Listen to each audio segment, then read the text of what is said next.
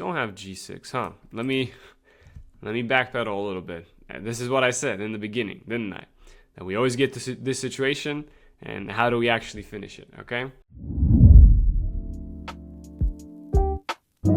Hello everyone, International Master Emil Stefanov back at it again, and in this video we will be talking about weekly scenario number 10 in Noctie.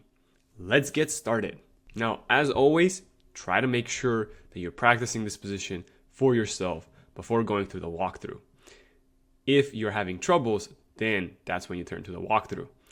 Now, let's see what we have. We have a Rook Endgame, as we can see, and we know this is a winning endgame because we have two connected pass pawns.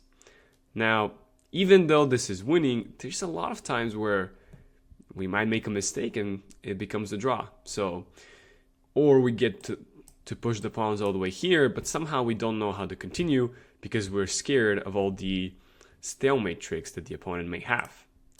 So, first things first, we gotta make sure that we're able to start pushing the pawns by also dodging the checks from the side. So, I could play g4, but I will start with h4, simply because it gives my king an escape square. Noctie plays rook b2, that sounds good. I'm just going to play rook a7, just try to annoy Noctie, cut the enemy king on the first rank, or on the 8th rank in this case. Rook b1, we're gonna go king h2, of course, trying to run away with our king. Now, Noctie could have played this move before, and the only way in which I could have protected my pawn was g3, and then Noctie could have tried rook b2 when my king was still on g1. It's okay, we had rook f1 and rook f2 to prevent that cutting of our king, and then afterwards we'll play king g2 and king h3. This is where we want to go with our king, and after this check we play g3. So as you can see, we're dodging the checks from the side, and anytime Noctie goes rook b4, we just have to be extremely careful not to play g4.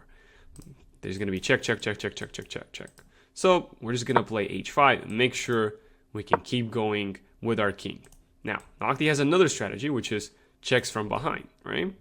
But we luckily have a way to dodge those as well. After rook h1, we can play king g5.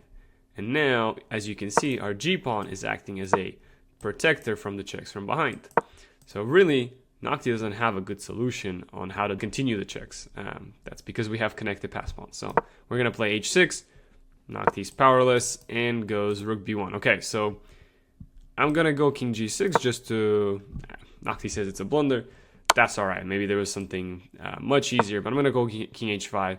And now I'm going to go g5. So we get to the ideal situation where essentially in the starting position, our pawns were on h2 and g2. Well, now they're on g5, h6. And our king's on h5, safe from the checks. Now, this is where most people start messing it up. What do? Do we play king g6? But if we play king g6, Noctie is just going to give us a check.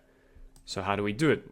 We could start by giving a check, but it wouldn't be checkmate after king h7 because, well, my king is pinned. So I'm going to start with this move, rook d7.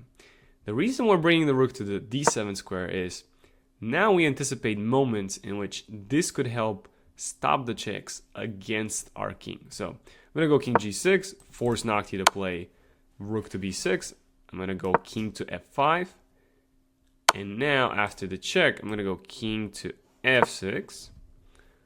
And I just got to be making sure I don't stalemate Noctie, right?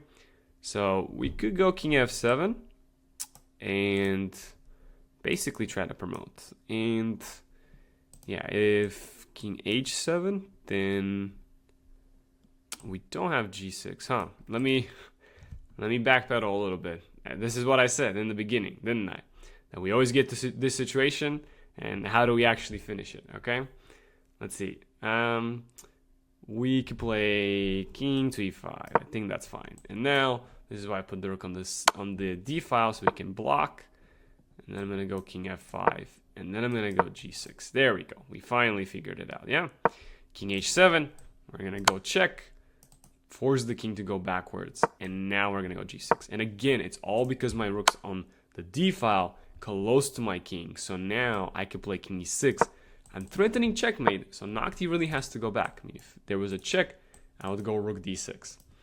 And now I continue with my plan. My plan is very simple. I can play king e7 and trade the rooks. And the moment I trade the rooks, that's it. Noctie has nothing else to do but resign. There's no stalemate trick. King will have to go to g8.